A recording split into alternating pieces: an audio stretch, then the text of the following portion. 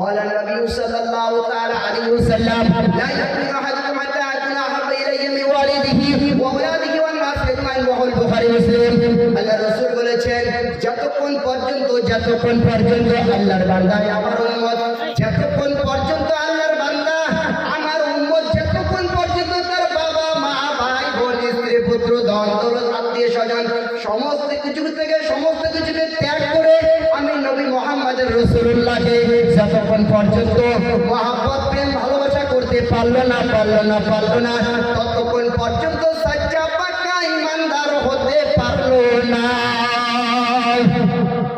বুঝা যায়? নবী পাক সাল্লাল্লাহু আলাইহি ওয়াসাল্লাম তার পাক জীবনে বলেছেন। এখন কোরআনের দিকে চলে আসেন। লা ইলাহা ইল্লাল্লাহু আছে সবার দিলে, জপিলে হবে কি মন তার বেদনা বুঝিলে। কি লা ইলাহা ইল্লাল্লাহু আছে সকলের দিলে, জপিলে হবে কি মন তার বেদনা বুঝিলে। হ্যাঁ নেকি রয়েছে, কিন্তু আমি যদি তার মর্ম সারাংশ না বুঝি, মন ভাঙা না মসজিদে ভাঙা ভাঙায় আমার কাবাঘর, ভাঙায় আমার কাবাঘর, সেই ঘরেতে আল্লাহর বাড়ি ব্যথা দিস না তার ভিতর।